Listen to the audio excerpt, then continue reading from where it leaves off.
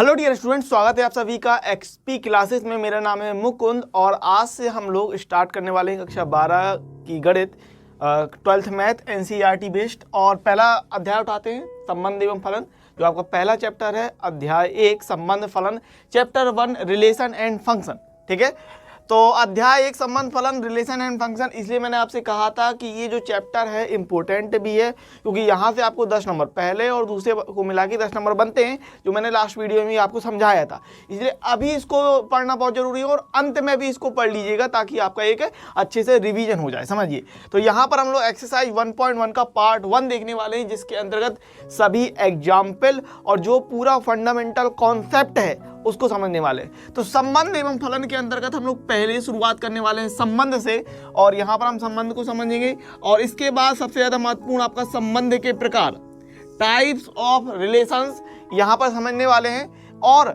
संबंध के प्रकार में ये आपके दो संबंध आते हैं, एक तो आता है रिक्त संबंध और एक है आपका सार्वत्रिक संबंध। ठीक है, रिक्त संबंध और सार्वत्रिक संबंध की छोटी छोटी परिभाषाएं हैं और इससे रिलेटेड क्वेश्चन बिल्कुल नहीं बनता, आता ही नहीं है। अगर आ जाएगा तो कोई दिक्कत नहीं, क्योंकि बहुत ही सिंपल चीज है। रिक्त जिसमें कुछ नहीं, सार्वत्रिक जिसमें सब कुछ। ठीक है, और अगर मैं बात करूं संबंध के प्रकार की, तो यहाँ पर आपको 3 महत्वपूर्ण प्रकार समझने हैं जो आपको यहाँ पर दिए हुए हैं। एक तो है सौतुल्य संबंध, सम्मित संबंध और संक्रामक संबंध, रिफ्लेक्टिव, सिमेट्रिक एंड ट्रांजिटिव। तो ये 3 संबंध के जो प्रकार आपको दिए हुए हैं, इन पर हम अच्छी तरीके से चर्चा करने वाले हैं। और एक बात ध्यान रखिएगा, वीडियो को अंत तक देखिएगा। और मैं आपको बता दूं कि इसमें उदाहरण नंबर जो 4 है और जो 5 है, भैया 5 तो आपको बिल्कुल अच्छी तरीके से ध्यान में होना ही चाहिए, क्योंकि उदाहरण नंबर 5 सबसे ज्यादा बार पूछा गया है। तो ध्यान रखिए, मैंने आपको बता दिया कि मोस्ट इंपोर्टेंट क्वेश्चन में आपका उदाहरण नंबर 4 और उदाहरण नंबर 5 ये आपसे हर हाल में बनना चाहिए, इस बात को ध्यान रखिएगा। तो उदाहरण नंबर 4 और 5 आपको देख लेना है। यहाँ पर पार्ट 1 के अंतर्गत उदाहरण है हमारे पास 6 उदाहरण को लगाने वाले हैं, अच्छी तरीके से समझने वाले हैं। तो बिल्कुल कहीं पर भी मत जाइएगा, अंत तक वीडियो आपको देखना है और नोट्स बनाने हैं, इस बात को ध्यान रखिए। नोट्स बहुत जरूरी है, इस बात को ध्यान रखिएगा। और बिल्कुल भी ये मत रखिएगा कि यार नोट्स नहीं बन रहे हैं, मेहनत कीजिए तब बात बनेगी। ठीक है, तो चैनल को सब्सक्राइब कर लो, अगर सब्सक्राइब नहीं किया तो गलत बात है। चैनल को सब्सक्राइब कर लीजिए, वीडियो को लाइक कर दीजिए। इसके बाद हम लोग शुरुआत करेंगे एक्सरसाइज 1.1 का पार्ट 1 से।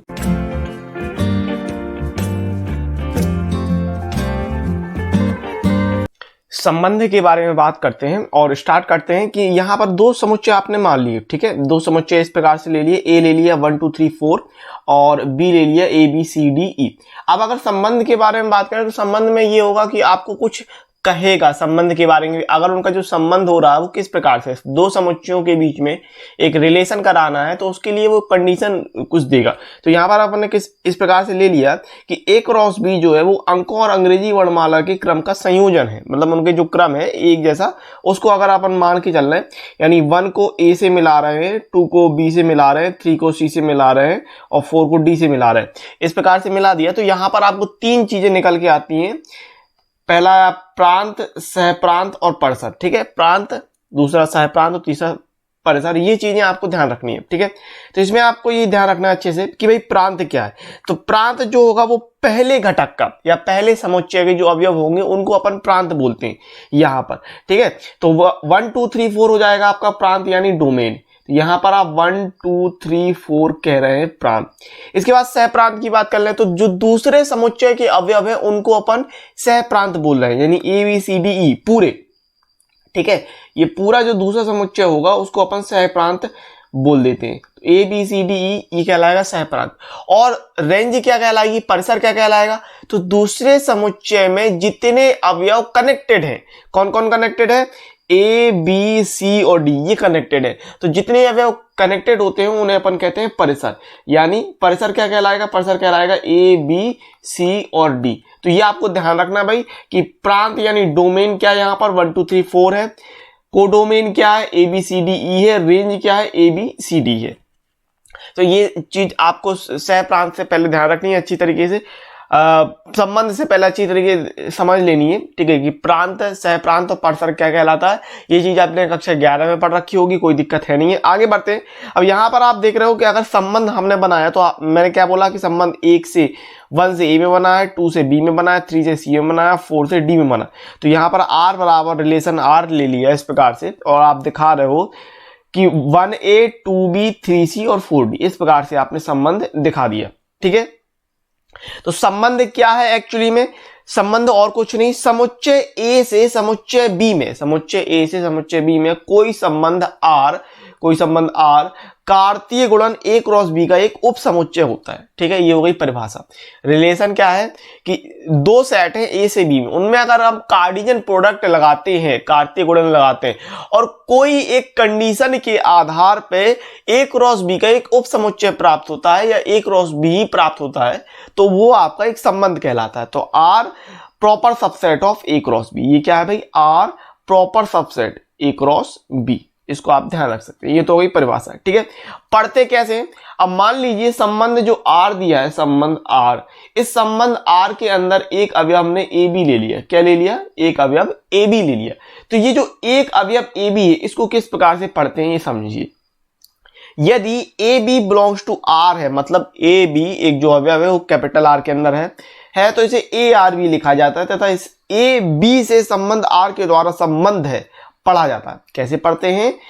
ए जो है वो बी से संबंध आर के द्वारा संबंध है, यानी कि A is related to B by the relation R, A is related to B by the relation R, इस प्रकार से पढ़ा जाता है, ठीक है। अगर ए बी आर के अंदर नहीं है तो कैसे पढ़ते हैं? यदि A B not belongs to R है तो इसे ए आर डैश बी लिखा जाता है, तथा ए बी से संबंध आर के द्वारा संबंध नहीं है पढ़ा जाता है। क्या पढ़ते हैं इसे? अगर ए बी आर के अंदर नहीं है तो इसे ए आर में एक डैश लगाते हैं, बी इस प्रकार, तथा ए बी से संबंध आर के द्वारा संबंध नहीं है, ये पढ़ते हैं। यानी A is not related to B by the relation R, A is not related to B by the relation R, ठीक है। तो ये तो कक्षा 11 में भी आपने पढ़ रखा होगा, और ये सारी चीजें आपकी कक्षा 11 की है। अब आगे आपको देखना है कि 12 में अब आपकी स्टार्टिंग जो होनी है संबंध के प्रकार के लिए, वो क्या होनी, किस प्रकार से पढ़ना है आपको, ठीक है। तो पहला आपको जो संबंध पढ़ना है वो है आपका रिक्त संबंध, यानी इम्पिटी और वॉइड रिलेशन। बहुत ही सरल चीज है, नाम से ही जग जाहिर है। रिक्त संबंध ऐसा संबंध जिसमें कोई भी अवयव नहीं होंगे, वो आपका रिक्त संबंध हो जाएगा सिंपली, ठीक है। तो किसी समुच्चय ए पर परिभाषित संबंध आर एक रिक्त संबंध कहलाता है। अब यहां पर बात कर रहे हैं किसी समुच्चय ए पर, दो जो समुच्चय हैं वो खुद में ए ही है, मतलब आर जो आप ले रहे हो, आर जो आप संबंध बना रहे हो वो ए क्रॉस ए के लिए बना रहे हो। किसके लिए बना रहे हो? ए क्रॉस ए के लिए बना रहे हो, समझ गए। तो कोई समुच्चय ए के लिए बात कर रहा है, इसका मतलब दोनों ही में आपने ए का इस्तेमाल किया है। ए के लिए भी ए है और बी के लिए भी ए है संबंध में, ठीक है। तो रिक्त समुच्चय क्या? किसी समुच्चय ए पर परिभाषित संबंध आर एक रिक्त संबंध कहलाता है यदि ए का कोई भी अवयव ए के किसी भी अवयव से संबंधित नहीं है। ए का कोई भी अवयव ए के ही किसी भी अन्य अवयव से संबंधित नहीं हो रहा है तो वह रिक्त संबंध कहलाएगा। यानी कि जो समुच्चय, यानी कि जो संबंध आर है, संबंध आर में कोई भी अवयव नहीं है, यानी वो एक इम्पिटी सेट है, अर्थात आर बराबर phi subset of A cross A, ठीक है। अब उदाहरण से समझते हैं इसका मतलब क्या है। उदाहरण से बहुत अच्छी तरीके से आपको समझ में आ जाएगा। एग्जाम्पल देख लीजिए, माना ए बराबर 3 से 7, यहाँ पर 3 7 का एक समुच्चय ले लिया इस प्रकार से, और आर आपको कह रहा है कि A B such that A belongs to A, B belongs to A, A जो है वो ए के अंदर है और बी भी ए के अंदर है, तथा ए प्लस बी एक विषम संख्या को प्रतिनिधित्व कर रहा है। ए और बी को जोड़िए और एक आपकी विषम संख्या मिलनी चाहिए, ये संबंध बता रहा, ठीक है। तो अगर आप देखें कि जो सेट दिया था ए बराबर 3 7, उसमें किन्हीं भी दो संख्याओं को जोड़ लीजिए तो क्या विषम संख्या मिलेगा? नहीं मिलेगा। मतलब 3 और 3 को जोड़िए, नहीं विषम संख्या मिलेगी। 3 7 7 3 7 7, किन्हीं भी दो संख्याओं को जोड़ने पर आपको कोई भी विषम संख्या प्राप्त नहीं हो रही। तो यहां से कह देंगे मैं कोई भी संख्या एक विषम संख्या नहीं है, इसलिए आर में कोई अवयव नहीं होगा। अब जब आर में कोई अवयव नहीं होगा, इस अतः आर एक रिक्त संबंध है। बात समझ में आई? ठीक है, इस तरीके से है। रिक्त संबंध की परिभाषा बहुत ही सिंपल है, सरल है, कोई दिक्कत नहीं है। और अगर आप उदाहरण देखना चाहो तो ऐसे देख सकते हो कि मान लिया माना ए बराबर 1 2 3 4 एक समुच्चय ले लिया, ठीक है, और आर आपको कह रहा है संबंध कि A B A such that A minus B बराबर 10। क्या यहां पर किन्हीं भी दो संख्याओं को घटाने पर कभी आपको 10 मिलेगा? नहीं मिलेगा। सबसे बड़ी संख्या और सबसे छोटी संख्या को आपस में घटाएंगे तो 4 में से जाएगा 3 ही मिलेगा, ठीक है, 10 नहीं मिलेगा। वो कह रहा है ए माइनस बी बराबर 10 कर दीजिए, ए माइनस बी बराबर 10 नहीं होगा। तो यहां पर आप कह रहे हैं कि चूंकि दिए हुए संबंध से किन्हीं भी दो संख्याओं का अंतर 10 नहीं होगा, अतः आर एक रिक्त संबंध है। बात समझ गए होंगे रिक्त संबंध क्या होता है, किस प्रकार से होता है, कोई दिक्कत नहीं है, ठीक है। आगे बढ़ते हैं, सार्वत्रिक समुच्चय देखते हैं। सार्वत्रिक समुच्चय नहीं, सार्वत्रिक संबंध है, यहाँ पर सार्वत्रिक संबंध लिखना है, ठीक है। सार्वत्रिक संबंध की बात कर रहे हैं अपन, ठीक है। तो सार्वत्रिक संबंध यानी यूनिवर्सल रिलेशन की बात कर लें तो अब देखो रिक्त संबंध में कोई भी अवयव नहीं है, अवयव नहीं होना चाहिए। सार्वत्रिक संबंध में आपके जितने भी कार्तीय गुणन में अवयव हो सकते हैं। ए क्रॉस बी क्या है? ए क्रॉस बी में जितने भी अवयव मिल सकते हैं कार्तीय गुणन में ए और बी में, या कोई एक समुच्चय ए ले लिया उसी का उसी से कराएंगे तो उसमें जितने भी अवयव मिल सकते हैं वो सारे अवयव सार्वत्रिक समुच्चय संबंध के अंतर्गत आ जाएंगे, ठीक है। सार्वत्रिक संबंध में सारे अवयव अगर आ जाते हैं तो उस संबंध को अपन सार्वत्रिक संबंध कहते हैं, यूनिवर्सल रिलेशन बोलेंगे। क्लियर है? देखो किसी समुच्चय ए पर परिभाषित संबंध आर एक सार्वत्रिक संबंध कहलाता है यदि ए का प्रत्येक अवयव ए के सभी अवयव से संबंधित है। ए का प्रत्येक अवयव ए के सभी अवयव से संबंधित हो जाए, अर्थात आर बराबर ए क्रॉस ए, आर बराबर ए क्रॉस ए। तो एग्जाम्पल के तौर पे मान लिया हमारा ए बराबर 3 7 ऊपरी की तरह। अब ए बराबर 3 7 ले लिया और अगर ए क्रॉस ए निकाला तो आपको पता है ए क्रॉस ए कैसे बनेगा, आर बराबर 3 3 3 7 7 3 7 7, ठीक है। ये आपने कक्षा 11 में पढ़ रखा है कि ए क्रॉस ए करना है तो कैसे करेंगे। अगर ए से ए में ले रहे हैं, यहाँ पर भी 3 7 है, यहाँ पर भी 3 7 है, तो 3 का 3 से कराया तो 3 3, 3 का 7 से कराया तो 3 7, फिर 7 का 3 से कराया तो 7 3 एंड 7 का 7 से कराया तो 7 7। इस प्रकार से आर आपको मिल गया, ठीक है। तो यहाँ पर आप दिखा रहे हैं कि चूंकि आर जो है वो ए क्रॉस ए है इसलिए आर ए में सार्वत्रिक समुच्चय है, आर ए में सार्वत्रिक समुच्चय है, ठीक है। आगे बात कर लेते हैं। मान लिया और उदाहरण देख लीजिए, मान लिया ए बराबर 1 2 3 4 है इस प्रकार से और संबंध आर दे रहा है A B such that mod of A minus B greater than equal to 0। अब यहाँ का देखो जो भी आपको दिया करे संबंध में या रिलेशन में जो भी दे रहा है उसको समझने की कोशिश किया करो। बोल क्या बोला वो कि mod of A minus B, मतलब ए और बी को घटाओ और उनका मापांक हमेशा ग्रेटर देन इक्वल टू 0 रहेगा, बिल्कुल रहेगा।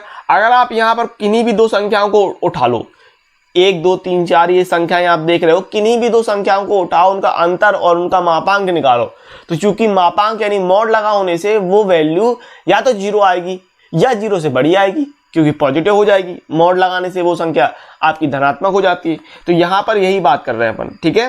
तो चूंकि दिए हुए समुच्चय के प्रत्येक अवयव के अंतर का मापांक 0 से सदैव बड़ा या बराबर होगा, अतः आर एक सार्वत्रिक समुच्चय है, ठीक है। आर एक सार्वत्रिक, क्योंकि आपको हर एक संख्या मिलेगी, आपको हर एक संख्या प्राप्त होगी। कोई भी दो संख्याओं को उठा के उनको घटा दो, उनका मापांक लगाए, या तो वो 0 मिलेगा या 0 से बड़ा मिलेगा। तो ये कहलाएगा आपका सार्वत्रिक संबंध, ठीक है। सार्वत्रिक क्या कहलाएगा? सार्वत्रिक संबंध। यहाँ पर संबंध है, समुच्चय गलती से लिख गया, ठीक है। सार्वत्रिक संबंध कहलाएगा। क्या कहलाएगा? सार्वत्रिक संबंध कहलाएगा इस प्रकार से, ठीक है। सार्वत्रिक संबंध कहलाएगा, ध्यान रखिएगा। तो ये आपका नोट्स के तौर पे अच्छी तरीके से आप ध्यान रख सकते हैं। आगे बात करते हैं, रिक्त संबंध तथा सार्वत्रिक संबंध को कभी कभी तुच्छ यानी ट्रिवियल संबंध भी कहते हैं, ठीक है। आगे बढ़ते हैं और पहला क्वेश्चन देखते हैं एनसीईआरटी किताब का आपका, और उदाहरण नंबर 1 की बात कर लेते हैं। इस प्रकार से दिया कि मान लीजिए ए किसी बालकों के स्कूल के सभी विद्यार्थियों का समुच्चय है, ठीक है। और आगे कह रहा है कि दर्शाइए आर जो दिया है A B such that A B की बहन है द्वारा प्रदत्त संबंध एक रिक्त संबंध तथा R dash A B such that A तथा बी की ऊंचाइयों का अंतर 3 मीटर से कम है द्वारा प्रदत्त संबंध एक सार्वत्रिक संबंध है, ठीक है। तो रिक्त संबंध और सार्वत्रिक संबंध की बात कर रहा है, बहुत ही सिंपल चीज है। अब जरा आप यहाँ पर लॉजिक लगाइए, ध्यानपूर्वक समझिए कि हो क्या रहा। पहली बात तो वो कह रहा है कि जो ए है वो बालकों का स्कूल है और वो कह रहा है ए बी की बहन है। तो बालकों के यानी लड़कों के बॉयज स्कूल में क्या कोई लड़का किसी लड़के के लिए बहन होगा? नहीं होगा, है ना। लड़कों के स्कूल में कोई भी किसी के लिए बहन नहीं हुआ, तो चूंकि कोई भी संबंध नहीं स्थापित हो रहा तो ये एक रिक्त संबंध हो जाएगा, सिंपल, ठीक है। और दूसरी बात करें आर डैश, तो A B such that A तथा बी की ऊंचाइयों का अंतर 3 मीटर से कम है। अब आप जरा सोचो कि किन्हीं भी दो पर्सन की अगर आप ऊंचाइयों का अंतर निकाल रहे तो वो हमेशा 3 मीटर से कम ही रहेगा कि नहीं? यही तो वो कह रहा कि ए तथा बी की ऊंचाइयों का अंतर 3 मीटर से कम है, और दो लोगों की ऊंचाइयों का अंतर हमेशा 3 मीटर से कम रहेगा। कभी भी 3 मीटर से ज्यादा तो हो ही नहीं सकता, है ना। हमेशा 3 मीटर से कम ही रहेगा, इसीलिए यह एक सार्वत्रिक समुच्चय संबंध हो जाएगा। क्या हो जाएगा? सार्वत्रिक संबंध हो जाएगा, सिंपल, ठीक है। तो बस ये थ्योरी आपको लिख लेनी है। तो यहां से आप यह लिख देंगे कि चूंकि स्कूल बालकों का है, देख रहे हैं आप, आपको कहा गया कि स्कूल बालकों का है, इसलिए स्कूल का कोई भी विद्यार्थी स्कूल के किसी भी विद्यार्थी की बहन नहीं हो सकता है। ये बात क्लियर है, ठीक है। और अतः आर बराबर आपका फाई है, उसमें आर में कोई भी एक अवयव उपस्थित नहीं होगा, इसलिए आर एक रिक्त संबंध है, सीधी सिंपल बात, ठीक है। ये आप थ्योरी के रूप में लिख देंगे, ये आप बता रहे हो। और किन्हीं भी दो विद्यार्थियों की ऊंचाइयों का अंतर 3 मीटर से कम होना ही चाहिए, हमेशा कम रहेगा, ठीक है। ये भी कह सकते हैं हमेशा कम रहेगा। अतः आर डैश बराबर हो जाएगा ए क्रॉस ए, आर एक सार्वत्रिक संबंध है। इतनी चीज आपको बता देनी है, ठीक है। अब आते हैं मेन आपके जो टॉपिक है, मेन पॉइंट है, मेन टॉपिक आपको समझना है संबंध के प्रकार में। सौतुल्य, सम्मित और संक्रामक संबंध, उनके बारे में जानते हैं और इन्हीं से आपके सवाल आते हैं। तो सौतुल्य संबंध के बारे में बात करते हैं, यानी रिफ्लेक्सिव रिलेशन। सौतुल्य संबंध क्या है? किसी समुच्चय ए पर कोई संबंध आर सौतुल्य कहलाता है यदि ए का प्रत्येक अवयव स्वयं से आर के द्वारा संबंधित होता है, ठीक है। यहां पर समझने की बात करो कि जो भी आपके दो समुच्चय रहेंगे वो स्वयं के लिए कह रहा है, मतलब ए से है तो ए के लिए ही बात कर रहा, ठीक है। ए से ए के लिए ही बात कर रहा है, पहली बात तो।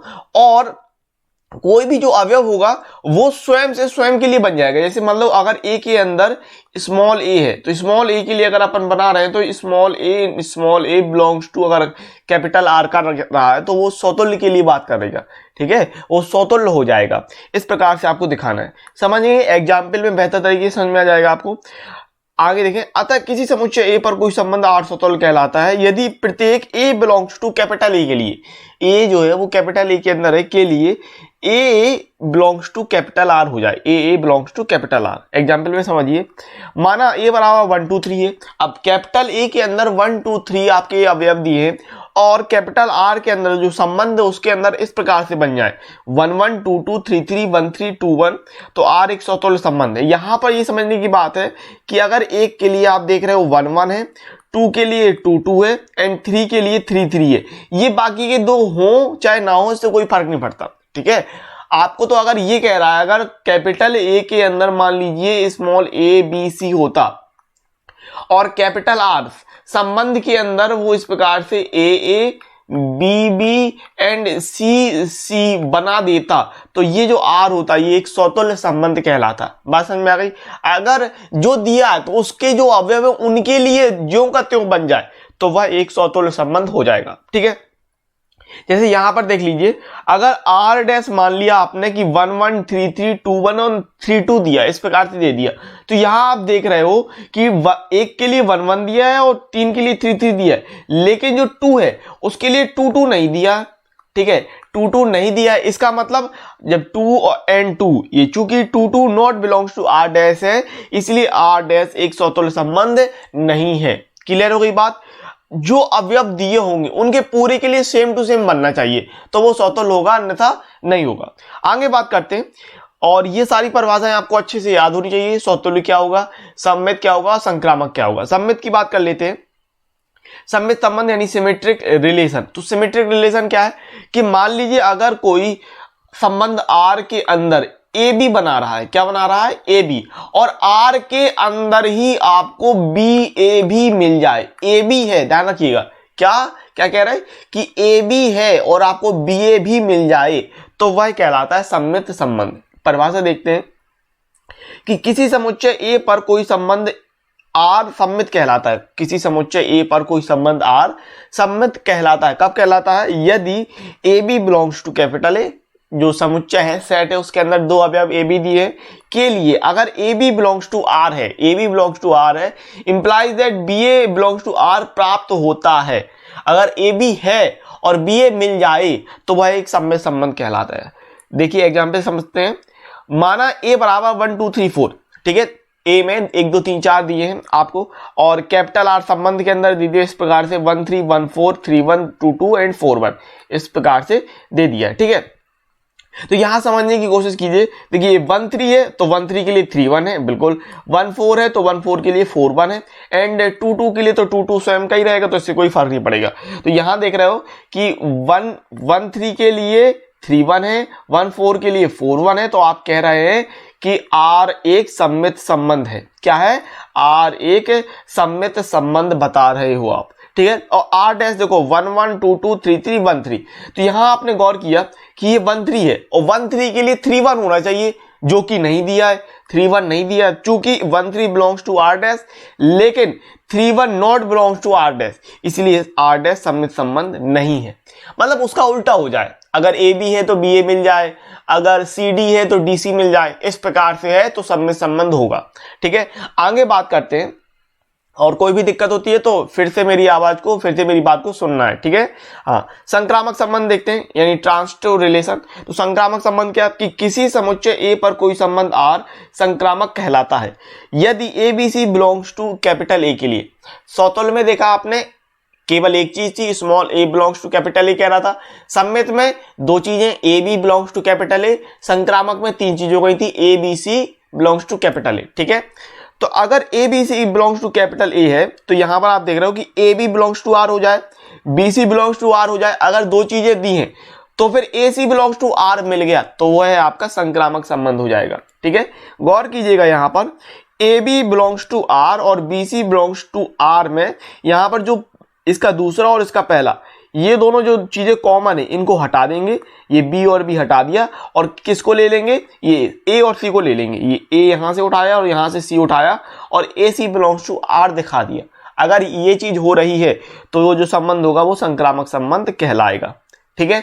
एग्जाम्पल देख लेते हैं। एग्जाम्पल ले लिया कि माना ए बराबर 1 2 3 और आर के अंदर 1 2 2 3 एंड 1 3 दिया है, तो आर एक संक्रामक संबंध है। ये देख पा रहे हो आप, देखिए 1 2 था, यहां से 2 एंड 2 3 में से यहां से 2 और दोनों ये हटाए तो क्या मिल गया अपन को, 1 3 मिल गया।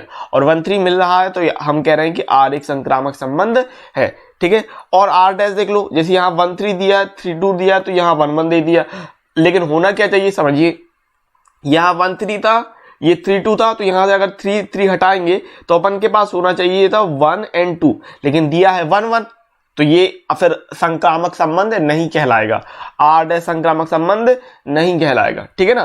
तो चूंकि 1 3 बिलोंग्स टू आर डैश और 3 2 बिलोंग्स टू आर डैश है, लेकिन 1 2 not belongs to R dash, इसलिए आर डैश संक्रामक संबंध नहीं है, ठीक है। अगर कोई भी संबंध सौतुल्य, सम्मित और संक्रामक तीनों ही हो जाता है तो उसे अपन तुल्यता संबंध कह देते हैं। ये तीनों संबंध की परिभाषाएं आपको अच्छे से दिमाग में होनी चाहिए, ठीक है। अच्छे से आपको दिमाग में ध्यान रखनी है कि सौतुल्य के लिए क्या भाई, सौतुल्य के लिए अगर ए बिलोंग्स टू आर हो जाए तो वो सौतुल्य हो जाएगा। सम्मित के लिए क्या, यदि ए बी दिया है और आपको बी ए मिल जाए, क्या मिल जाए, बी ए मिल जाए तो वो सम्मित हो जाएगा। संक्रामक के लिए क्या ध्यान देना है कि अगर A B belongs to R दिया है, इसके अलावा B C belongs to R दिया है, ये दिया है और आपको A C belongs to R मिल जाए, क्या A C belongs to R मिल जाए तो वह एक संक्रामक संबंध हो जाएगा। तो ये तीन परिभाषाएं हैं, बहुत ही सिंपल, सौतुल्य के लिए इतना, सम्मित के लिए इतना और संक्रामक के लिए ये चीज, ठीक है, जिसको आपको ध्यान रखना है। आगे बात करते हैं तुल्यता संबंध। तो जैसे मैंने आपसे कहा इक्विवेलेंस रिलेशन, यदि कोई संबंध सौतुल्य, सम्मित और संक्रामक होता है तो उसे तुल्यता संबंध कहते हैं, सिंपल, ठीक है। एग्जाम्पल देख लेते हैं। माना ए बराबर 1 2 3 है और आर के अंदर 1 1 2 2 3 3 1 2 एंड 2 1 दिया है, तो ये देखिए पहली बात तो 1 2 3 के लिए आपके पास 1 1 2 2 एंड 3 3 है, सौतुल्य हो गया, बिल्कुल ठीक है। 1 2 दिया है, 2 1 दिया है, तो देखो 1 2 के बाद 2 1 दिया है तो ये आपका सम्मित भी हो रहा, ठीक है। अब देखो 1 2 है, 2 1 है, तो अगर आपने 2 2 हटाया तो क्या मिलना चाहिए आपको, 1 1, तो 1 1 भी दिया है तो ये संक्रामक भी हो रहा है, ठीक है। तो चूंकि आप देख पा रहे हो कि चूंकि R स्वतुल्य, सममित और संक्रामक है, इसलिए R तुल्यता संबंध है। सिंपल, ठीक है। तो आगे देखते हैं, परिभाषा आपको अच्छी तरीके से याद हो जानी चाहिए तीनों की, ठीक है। किसी समुच्चय A पर कोई संबंध R तुल्यता संबंध कहलाता है यदि किसी समुच्चय A पर कोई संबंध R तुल्यता संबंध कहलाता है यदि R स्वतुल्य है, R सममित है, R संक्रामक है, ठीक है। अब स्वतुल्य की परिभाषा क्या, कि सभी A belongs to capital A के लिए A belongs to capital R हो जाए। सममित की परिभाषा, A B belongs to capital A, अगर ए बी दो चीजें कैपिटल ए में दिया है तो अगर संबंध में ए बी दिया है तो आपको बी ए मिल जाए, ठीक है। अगर ए बी सी तीन चीजें समुच्चय में हैं और संबंध में दो चीजें हैं कि A B belongs to R और B C belongs to R और इसके साथ A C belongs to R मिल जाए तो उसे अपन संक्रामक संबंध बोल देंगे। तो ये आपकी जो तीन परिभाषाएं दी है ना, ये इंपॉर्टेंट है, इनको आपको अच्छे तरीके से याद रखना है, ठीक है ना। चलिए आगे बढ़ते हैं, क्वेश्चन देखते हैं और बढ़िया क्वेश्चन है। उदाहरण नंबर 2, मान लीजिए टी किसी समतल में स्थित समस्त त्रिभुजों का एक समुच्चय है, ठीक है। त्रिभुजों का समुच्चय की बात कर रहा है। समुच्चय टी में आर बराबर दे रहा है T1 T2 such that T1 T2 के सर्वांग में एक संबंध है। सिद्ध कीजिए टी एक तुल्यता संबंध है। कैसे करेंगे समझ लीजिए। देखो पहली बात तो स्वतुल्य की बात कर लो, तो कोई भी त्रिभुज स्वयं के लिए स्वतुल्य होगा। अरे भाई अगर कोई त्रिभुज है तो ये खुद के लिए तो सर्वांग सम होगा कि नहीं होगा, बिल्कुल होगा। तो यहां से आप बता रहे हो कि कोई भी त्रिभुज स्वयं के लिए सर्वांग सम होता है, इसलिए संबंध स्वतुल्य संबंध है। कोई भी त्रिभुज स्वयं के लिए सर्वांग सम होता है, इसलिए संबंध स्वतुल्य संबंध है। फिर सममित की बात कर लो। सममित में अगर T1 समझना, अगर T1 T2 के सर्वांग सम है, T1 T2 के सर्वांग सम है, तो आप कह देंगे कि T2 बाई T1 के भी सर्वांग सम होगा, T2 T1 के सर्वांग सम होगा। इस स्थिति में सममित भी हो जाएगा, ठीक है, सममित हो गया। फिर संक्रामक की बात कर लेते हैं। तो T1 अगर T2 के सर्वांग सम हो रहा, T1 T2 के सर्वांग सम हो रहा, T2 T3 के सर्वांग सम हो रहा, तो यहां से आप देख पा रहे हो कि अगर T2 ये हटाया तो T1 T3 के भी सर्वांग सम रहेगा। अरे भाई T1 जो है वो T2 के सर्वांग सम हो रहा और T2 T3 के सर्वांग सम हो रहा। इस स्थिति में आप साफ तौर पे कह पा रहे हो कि T1 जो है वो T3 के सर्वांग सम रहेगा। तो यहां से आपने बता दिया कि संक्रामक भी है, स्वतुल्य भी है, सममित भी है और संक्रामक भी है, तीनों स्थिति हो रही है। तो यहां से आपको लिख देना है कि तुल्यता संबंध है और ज्यादा कुछ खास नहीं लिखना है। जो जो चीज मैंने बोली है वही चीज सेम आपको लिख देनी है। तो आप इस प्रकार से लिख देंगे कि जो आपको टी दिया है, टी क्या कह रहा है, त्रिभुजों का समुच्चय कह रहा है, और आर आपको इस प्रकार से दे दिया कि T1 T2 such that T1 T2 के सर्वांग सम है। ये आपको चीज दी हुई है। वो कह रहा था तुल्यता संबंध दिखाना है, स्वतुल्य, सममित और संक्रामक की बात करेंगे। तो स्वतुल्य के लिए मैंने आपको क्या बताया कि चूंकि प्रत्येक त्रिभुज स्वयं के सर्वांग सम होता है, कोई भी त्रिभुज होगा स्वयं के सर्वांग सम होगा, इसलिए आर स्वतुल्य संबंध बता रहे हो आप, ठीक है। कोई भी त्रिभुज स्वयं के लिए सर्वांग सम होता है, इसलिए आर जो यहां पर होगा वो स्वतुल्य हो जाएगा, ठीक है। फिर सममित की बात कर लो। सममित में दो चीजें लेनी है, T1 T2 दो ले लेंगे। तो अगर T1 T2 belongs to R है, मतलब ये आपको पहले से दिया होगा, T1 T2 के सर्वांग सम है, ये आपको पहले से दे रहा है। T1 T2 के इंप्लाइज दैट T1 T2 के सर्वांग सम है। अगर T1 T2 के सर्वांग सम है तो आप कह सकते हैं कि T2 T1 के सर्वांग सम होगा, ठीक है ना भाई। अगर दो त्रिभुज में एक T1 है और एक T2 है, अगर T1 T2 के सर्वांग सम हो रहा है तो आप कहेंगे कि T2 T1 के भी सर्वांग सम हो जाएगा, ठीक है। इसीलिए implies that T2 T1 belongs to R, T2 T1 belongs to R मिल गया। तो यहां से आप कह देंगे कि आर सममित संबंध है, ठीक है ना। हमें क्या सममित में क्या देखना पड़ता है कि अगर T1 T2 belongs to R है तो आपने दिखा दिया कि T2 T1 belongs to R हो गया, इसलिए आर सममित है। इतना। संक्रामक में यहां पर आपको दो चीजें मान के चलनी पड़ती है और तीसरी चीज अपन सिद्ध करके दिखाते हैं, ठीक है ना। तो यहां पर दो चीज मान ली कि T1 T2 belongs to R है और T2 T3 belongs to R है। अब T1 T2 belongs to R, T1 T2 belongs to R का मतलब क्या कि इंप्लाइज दैट T1 T2 के सर्वांग सम है, ये समीकरण नंबर 1 मान लेते हैं। और T2 T3 belongs to are कह रहा है, इसका मतलब T2 T3 के सर्वांग सम है, ये समीकरण नंबर 2 मान लिया। और समीकरण 1 और 2 के आधार पे आप क्या बता सकते हो, समीकरण 1 और 2 के आधार पे आप कह सकते हो कि T1 T3 के सर्वांग सम होगा, ठीक है। यानी implies that T1 T3 belongs to R, T1 T3 belongs to R, ये आपने दिखा दिया। तो यहां से आप दिखा देंगे कि इसलिए आर संक्रामक संबंध है। तो आप बता रहे हैं कि चूंकि आर स्वतुल्य, सममित और संक्रामक है, अतः आर एक तुल्यता संबंध है। इतना पूरा आपको बताना है, ठीक है, बहुत ही सिंपल चीज है, कोई ज्यादा आपको दिक्कत नहीं, प्रैक्टिस करेंगे तो आसानी से बने लगेगा। ठीक है, आगे देखते हैं उदाहरण नंबर 3 ले लीजिए। मान लीजिए कि L किसी समतल में स्थित समस्त रेखाओं का एक समुच्चय है तथा R L1 L2 such that L1 L2 पर लंब है। समुच्चय L में परिभाषित एक संबंध है। सिद्ध कीजिए कि R सममित है किंतु यह ना तो समतुल्य और ना संक्रामक है। जरा सवाल को समझने की कोशिश कीजिए, क्या कह रहा है? कह रहा है L1 L2 पर लंब है। L1 L2 पर लंब है, इसका मतलब क्या कि इस प्रकार से देख लीजिए कि ये L1 ले लिया और ये L2 ले लिया। ठीक है, इस तरीके से L1 L2 ले लिया।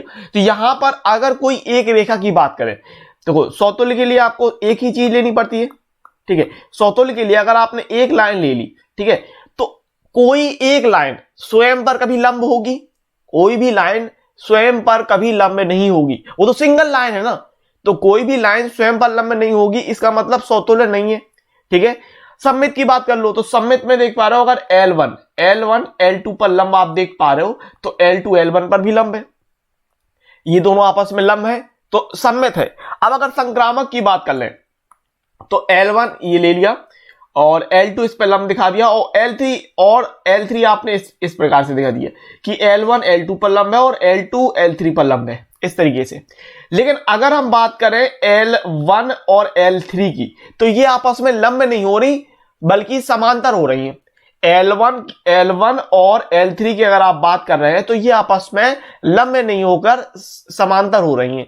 तो उस स्थिति में ना समतुल्य है ना संक्रामक है, लेकिन सममित दिखा रहे हो आप। ठीक है, समतुल्य नहीं है, क्यों? क्योंकि कोई भी रेखा स्वयं पर लंब नहीं होती है तो समतुल्य नहीं हो रही है। सममित है, अगर L1 L2 पर लंब हो रही है तो L2 L1 पर भी लंब है तो सममित है। संक्रामक नहीं है, क्यों? क्योंकि L1 अगर L2 पर लंब है और L2 L3 पर लंब हो रही है तो L1 जो है वो L3 पर लंब ना होकर समांतर रेखा हो जाएगी। ठीक है, तो यहां से आप बता देंगे कि चूंकि आपको क्या दिया है कि L दिया है समतल में स्थित रेखाओं का समुच्चय और संबंध R दे दिया L1 L2 such that L1 L2 पर लंब है, ये आपको दिया। तो समतुल्य के लिए क्या बता रहे हैं कि भाई चूंकि कोई भी रेखा स्वयं पर लंब नहीं हो सकती है इसलिए R समतुल्य नहीं है। सिंपल, जैसे मैंने आपको कहा कोई भी रेखा स्वयं पर लंब नहीं हो सकती इसलिए R समतुल्य नहीं है। सममित की बात कर ले, अगर L1 L2 belongs to R, देखो सममित में आपको एक चीज दी रहेगी और दूसरी चीज आपको दिखानी है। ठीक है, इसी प्रकार संक्रामक में दो चीज लेकर चलना और तीसरी चीज दिखानी है। ठीक है ना, ये पहले से मान के चलना अपन को। तो सममित में क्या लिया अपन ने कि L1 L2 belongs to R, ये लेके चली, इसका मतलब L1 L2 पर लंब है। अब अगर L1 L2 पर लंब है तो हम कह सकते हैं भाई L2 L1 पर लंब होगी। ठीक है, अगर कोई रेखा दूसरी रेखा पर लंब है तो दूसरी रेखा पहली वाली रेखा पर भी लंब होगी, इस प्रकार से। तो यहां से आपने क्या कह दिया कि L2 L1 belongs to R, ये दिखा दिया। तो यहां से आपने कह दिया कि R सममित है। फिर संक्रामक की बात कर लेते हैं, तो अगर दो चीजें लेके चलनी है, अगर L1 L2 belongs to R है और L2 L3 belongs to R है, मतलब L1 L2 belongs to R का मतलब L1 L2 पर लंब है, समीकरण 1 ले लिया, और L2 L3 belongs to R का मतलब L2 L3 पर लंब है, समीकरण नंबर 2 ले लिया। ठीक है, तो समीकरण 1 और 2 के आधार पे आप क्या देख पा रहे हो, देखो यहां पर अगर L1 ये जो है वो L2 पर लंब दिखा दी और L2 जो है वो L3 पर लंब दिखा दी, तो समीकरण 1 और 2 के आधार पे L1 और जो L3 होगी, चित्र पे देख पा रहे हो L1 L3 आपस में लंब ना होकर समांतर रेखाएं हो जाएंगी। ठीक है, समीकरण 1 और 2 के आधार पर L1 L3 के लंब नहीं होगी बल्कि L1 L3 के समांतर है। ठीक है, तो implies that L1 L3 not belongs to R, इसका मतलब इसलिए R संक्रामक नहीं है।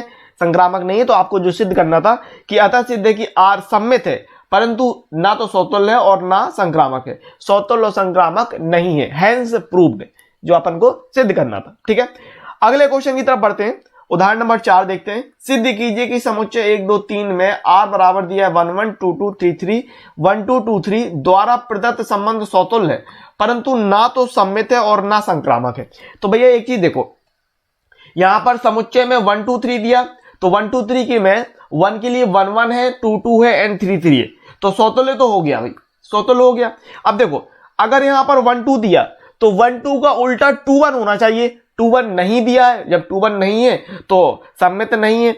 और अगर 1 2 है और यहां आप देख रहे हैं 2 3 है, तो अगर आपने 2 2 काटा तो 1 3 होना चाहिए, 1 3 नहीं है तो संक्रामक भी नहीं है। किस प्रकार से करना है समझ लीजिए। तो यहाँ पर मान लिया, माना a बराबर 1 2 3 और संबंध r बराबर 1 1 2 2 3 3 1 2 एंड 2 3 दे दिया, ठीक है। सबसे पहले आप लिखेंगे सौतुल्य की बात।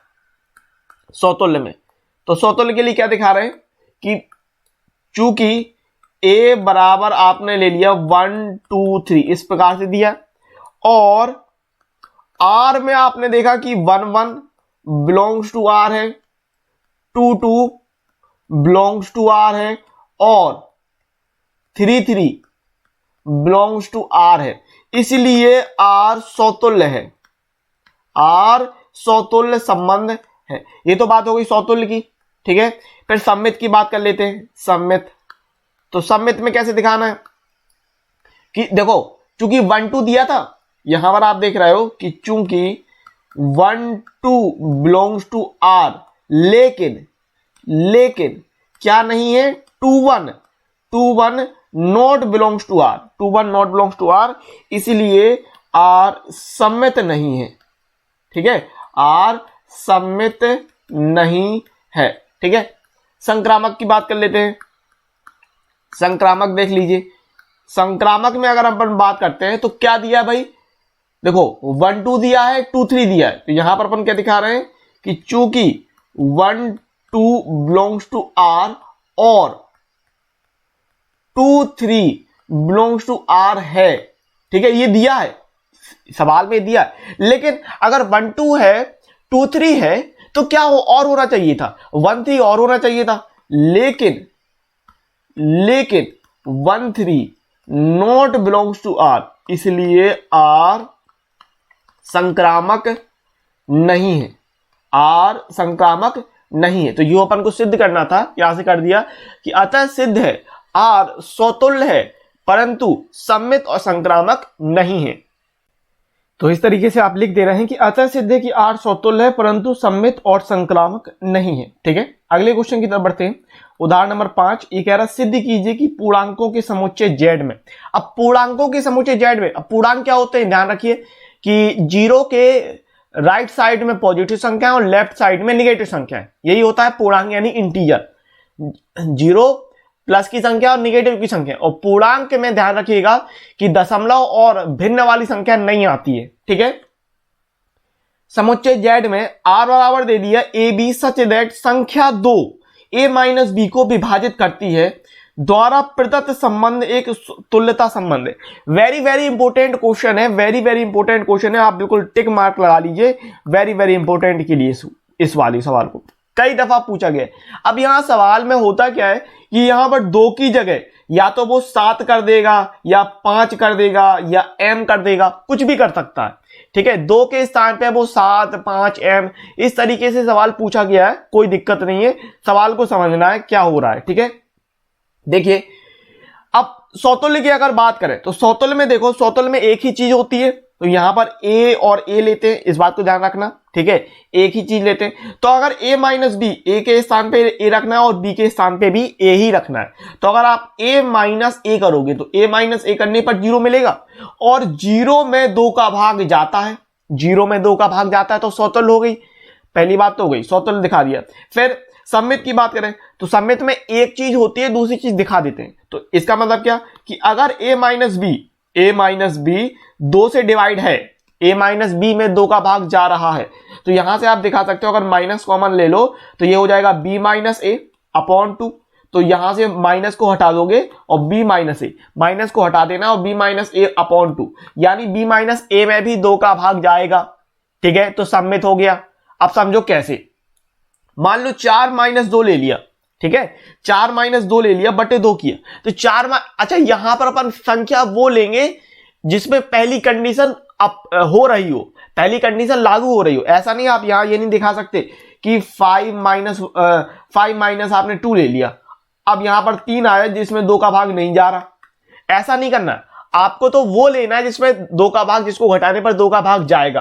तो क्या उसका उल्टा हो जाएगा, मतलब अगर संख्याओं को पलट दे तो कैसा ऐसा संभव है, समझना बात को। तो ये कंडीशन जब लागू ही नहीं होगी तो इसको लेना ही नहीं है, इस बात को समझना।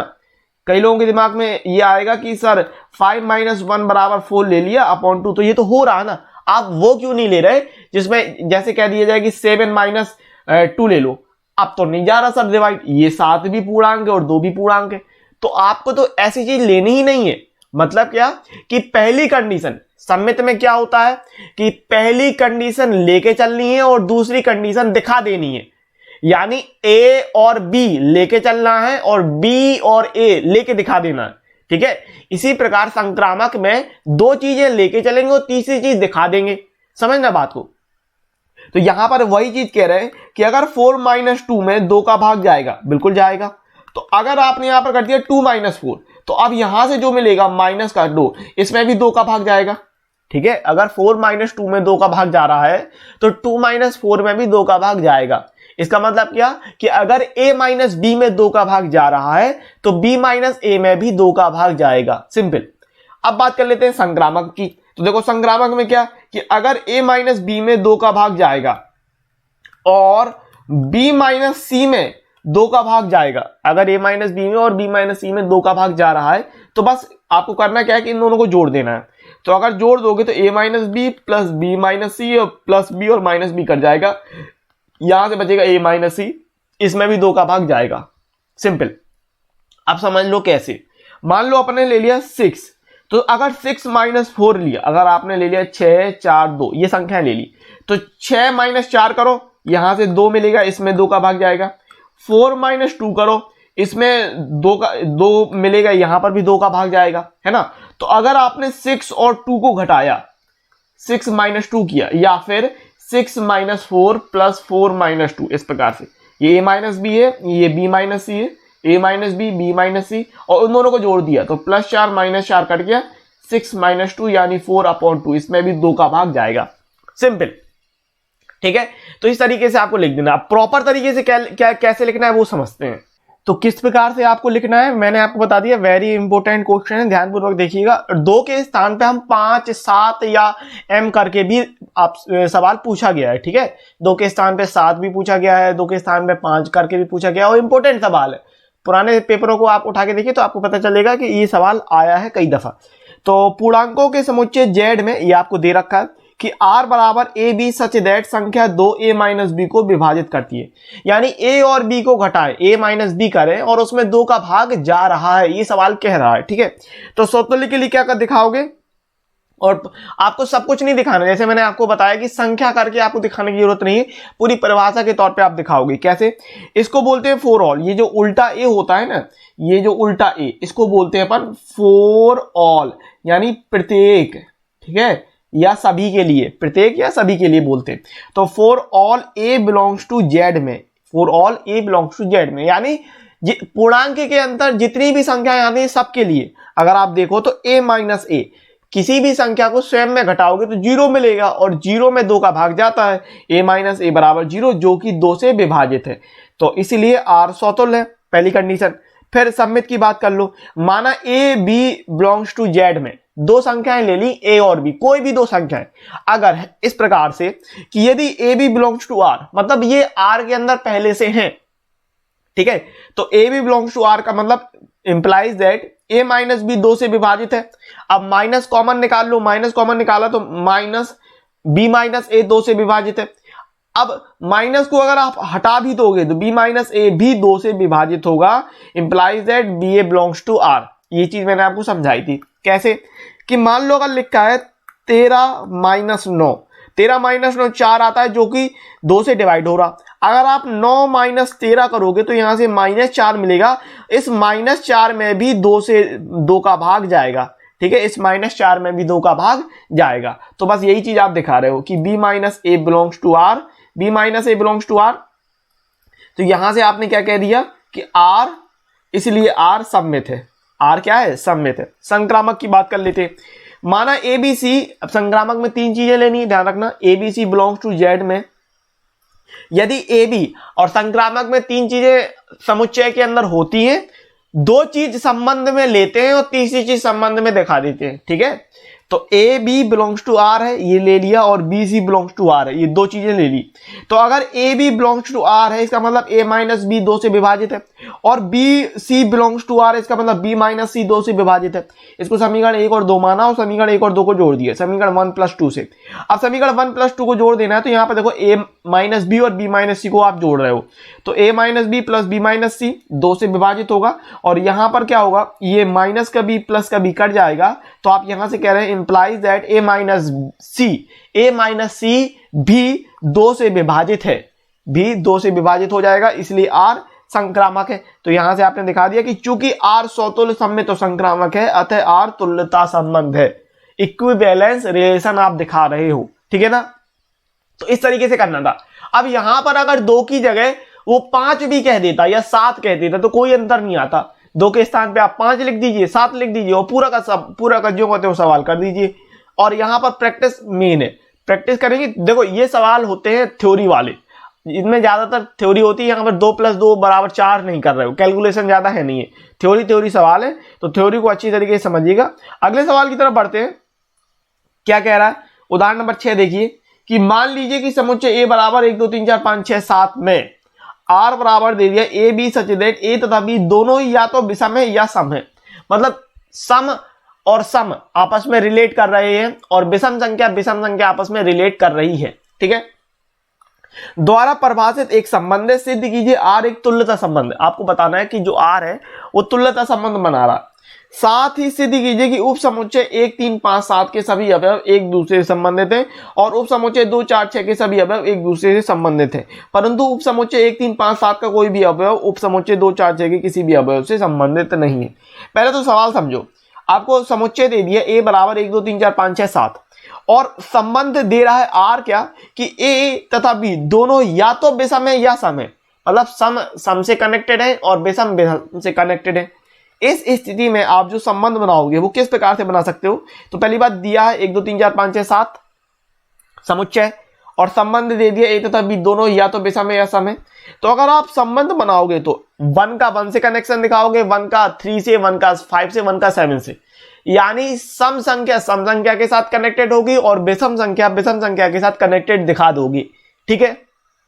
तो यहां से आपने दिखा दिया, आप देखो 1 1 1 3 1 5 1 7 विषम से दिखाना है, 3 1 3 3 3 5 3 7 5 1 5 3 5 5 5 7 7 1 7 3 7 7 7 5 7 7, और सम की सम से दिखा देनी है, 2 2 2 4 2 6 4 2 4 4 4 6 6 2 6 4 6 6, ये दिखा दिया।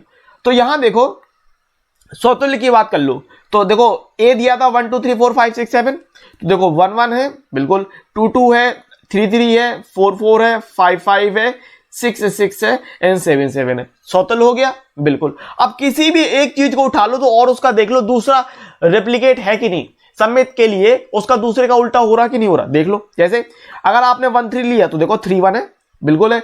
अगर आपने 3 7 लिया तो देखो 7 3 है, बिल्कुल है। अगर 2 6 लिया तो देखो 6 2 है, तो सम्मित दिखा रहे हो, बिल्कुल। अब देखो अगर 1 3 है, 3 5 है, तो देखो 1 5 है। कुछ भी उठा के देख लो, आपको स्वतुल्य भी मिलेगा, सम्मित भी मिलेगा, ठीक है। यहां देख लो 4 2 है, इसके अलावा 4 2 देख लिया, 4 6 है, तो देखो 2 6 है, ठीक है। देखो 7 5 ले लिया, 5 7 ले लिया, तो देखो 7 7 भी है। तो यहां से आप कुछ भी ले लो, और अब आपको क्या लिखना है थ्योरी में, आपको पूरी स्वतुल्य, सम्मित और संक्रामक तीनों की परिभाषाएं नहीं देनी है, ठीक है। बस देखो किस प्रकार से दिखा रहे हैं स्वतुल्य में, for all A belongs to capital A में ए बिलोंग्स टू आर है, इसलिए आर स्वतुल्य है, स्वतुल्य की बता दिया। सम्मित में माना A B belongs to capital A में यदि A B belongs to R है तो B A belongs to R है, ये आप दिखा रहे थे, इसलिए आर सम्मित है। फिर संक्रामक की बात कर लो कि माना A B C belongs to capital A में यदि A B belongs to R और B C belongs to R है, ये दो चीजें हैं, ठीक है, यह दो चीजें हैं, तो आप दिखा रहे हो कि implies that A C belongs to R है, ये भी आप दिखा रहे हो, ठीक है, इसलिए आर संक्रामक है। तो स्वतुल्य, सम्मित और संक्रामक में कुछ नहीं, अब इस तरीके की चीजों में सिर्फ परिभाषा लिख देते हैं, बस पर्याप्त है। तो चूंकि आर स्वतुल्य, सम्मित और संक्रामक है, इस अतः आर तुल्यता संबंध है। और आपने एक चीज और नोटिस करी होगी इस पूरे इसमें कि यहां पर सम संख्या आपस में कनेक्टेड हो रही है और विषम संख्या आपस में कनेक्टेड हो रही है। सम का विषम से और विषम का सम से कोई कनेक्शन नहीं हो रहा है। तो यहां पर समीकरण 1 मान लिया, और क्या दिखा रहे हो आप कि समीकरण 1 से संबंध 8 से स्पष्ट है कि सभी विषम अवयव, सभी विषम अवयव या विषम उपसमुच्चय, सभी विषम अवयव 1 3 5 7 आपस में ही संबंधित है, और सभी सम अवयव 2 4 6 भी आप स्वयं में ही संबंधित है, और 1 3 5 7 का कोई भी अवयव 2 4 6 के किसी भी अवयव से संबंधित नहीं है। हैंस प्रूव्ड, इतना आपको दिखाना था बस, सिंपली। तो इस तरीके से ये वीडियो यहीं पर समाप्त होता है। उम्मीद है वीडियो आपको बहुत पसंद आया होगा। चैनल को अभी आपने सब्सक्राइब नहीं किया है तो चैनल को सब्सक्राइब करने के साथ साथ बेल नोटिफिकेशन को ऑल सेलेक्ट जरूर कर लीजिएगा। वीडियो को लाइक कर लीजिए, शेयर कर दीजिए अपने दोस्तों के साथ, और कमेंट्स करके बताइए ये वीडियो आपको कितना ज़्यादा यूजफुल साबित हुआ। तो जल्दी ही मिलेंगे इसके एक्सरसाइज 1.1 के एक्सरसाइज के साथ, पार्ट 2 के साथ। तब तक के लिए खुश रहिए, पढ़ते रहिए, आगे बढ़ते रहिए।